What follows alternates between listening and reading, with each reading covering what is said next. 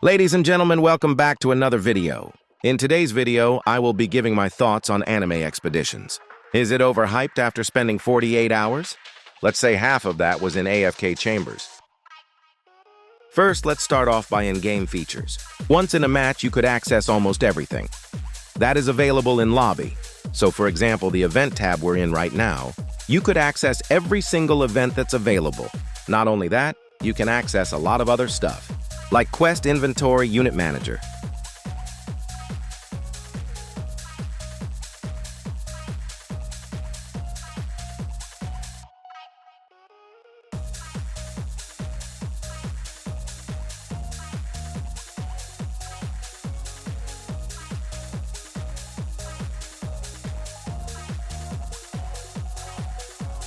So yeah, a good quality of life if you ask me. Not only that, you can get full access to the play menu. You can invite players even, inside a match, and if I press change game mode, I can literally swap over to story, challenges, raid, and so on.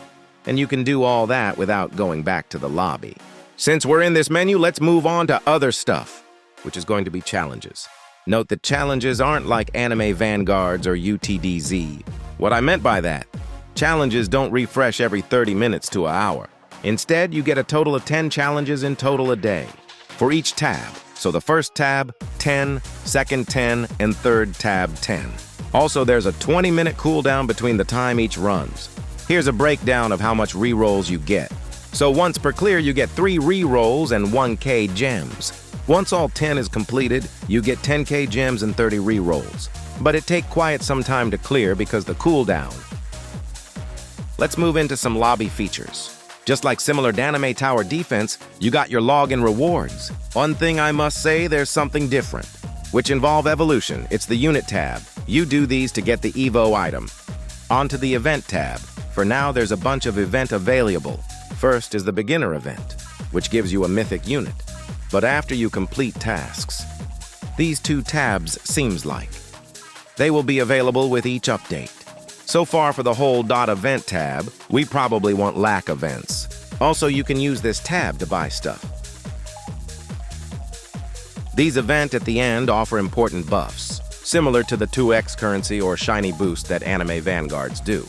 Let's talk about Anime Expeditions compared to the other TD. First off, no Anime Tower Defense game is a 10-10. If I have to, rate AV and UTDZ, they both 8 out of 10. If I have to rate this, it's going to be 7 out of 10. Because of 2 points for now, lack of content and ways to farm rerolls. I will go more in depth in a bit. Just like Vanguards or UTDE, you have exclusive items, or Memoria in some sense. Let's look at Yuta here. He has 2 items. The red one was basically a Memoria exclusive item. These only works for X unit and are farmable. You can't equip the golden horn on Yuta because that isn't his own. But these blue items can be equipped on anyone though. So basically we're back into a loop of constant AFKing. Because these can roll stats from 1 to 10%, and we know that getting the 10% is going to be a pain. Also, I wanted to point this out. The join friend feature. From what I've heard, you can join a friend in-game with this. Just by typing in their name, you can see what they're doing and even talk to them. Now, for the traits.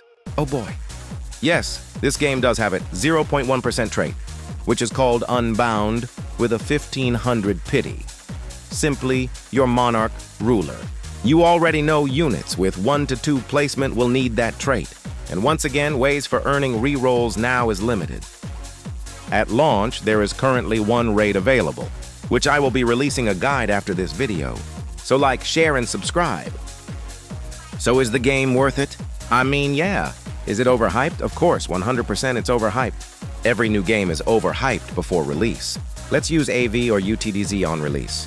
Especially AV, I remember every YouTuber was glazing and saying the Anime Adventures replacement.